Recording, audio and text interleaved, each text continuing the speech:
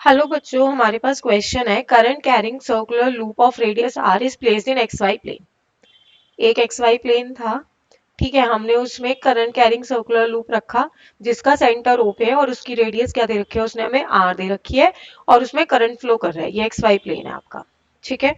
अब उसने हमसे क्या बोला है, half of the loop with X greater than zero. X greater than zero का पार्ट ये है, is now bend so that it now lies in Y Z plane, ठीक है। तो क्या हो रहा है आपका, एक मिनट,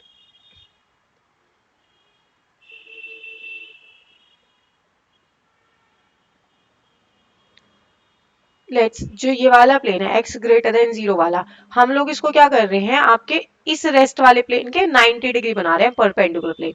मतलब ये आपको फोल्डेड शीट जैसा लगेगा, ठीक है। तो देखो क्या हो रहा है, सबसे पहले इनिशियली बात करते हैं। इनिशियली लेट्स से कि करंट आपका ना इस डायरेक्शन में फ्लो हो रहा था। इनिशियली करंट आपका ऐसे फ्लो हो रहा है, ठीक। तो देखो क्या हो जाएगा, m इज इक्वल टू कितना होता है, आई ए होता है, ठीक है। तो m कितना हो जाएगा आपका, I pi R square. Current के डायरेक्शन के अकॉर्डिंग ये कितना हो जाएगा, y टू x जा रहा है तो ये हो गया आपका माइनस के कैप, ठीक।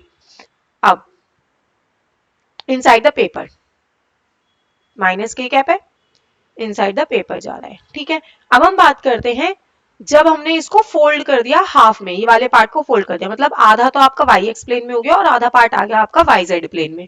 तो उस टाइम पे ये क्या हो जाएगी, ये आपका डायमीटर का काम करेगी।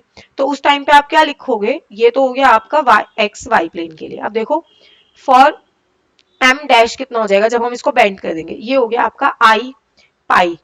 ये डायमीटर का काम करेगी तो रेडियस कितनी बन जाएगी उसके लिए, आर बाय टू का होल स्क्वायर माइनस के कैप इतना पार्ट रहेगा। अब बात करते हैं वाई जेड प्लेन की। तो वाई जेड प्लेन में क्या हो जाएगा, आर बाय टू का होल स्क्वायर, वाई जेड के लिए आई कैप आ गया, ठीक है। तो इसका मैग्नीट्यूड निकाला कितना हो जाएगा, under the root I pi R by two का whole square plus I pi R by two का होल स्क्वायर और इन दोनों टर्म्स का इंडिविजुअल होल स्क्वायर।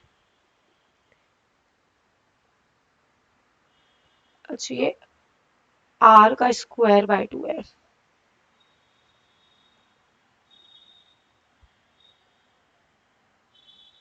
रेडियस का स्क्वायर बाय टू हाफ हो रहा है, ठीक है। बाय टू यहाँ पे है इसका।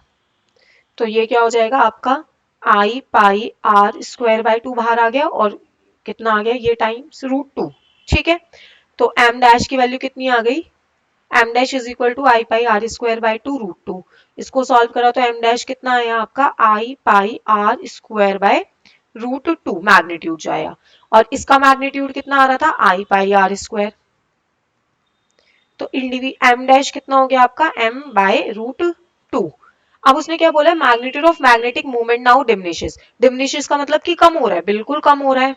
Magnetic movement does not change, change ऐसा तो नहीं है कि चेंज नहीं हो रहा, वैल्यू तो चेंज हो गई ना रूट टू टाइम्स, तो ये ऑप्शन इनकरेक्ट हो गया।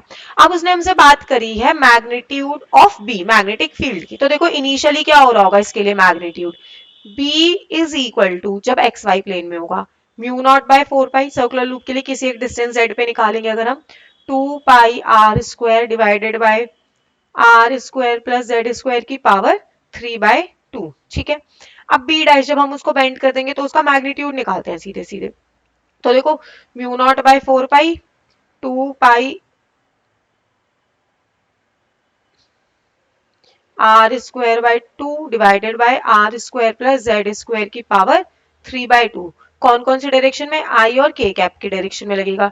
इसका भी मैग्नीट्यूड जो आएगा वो कितना आएगा, बी बाय रूट टू आएगा, ठीक है। तो इसका मतलब मैग्नीट्यूड उसने बोला इंक्रीज हो रहा है, इंक्रीज तो नहीं हो रहा, डिक्रीज हो रहा है। तो ये इनकरेक्ट हो गया और अनचेंज्ड भी नहीं है। तो हमारा करेक्ट ऑप्शन है option number A. Thank you.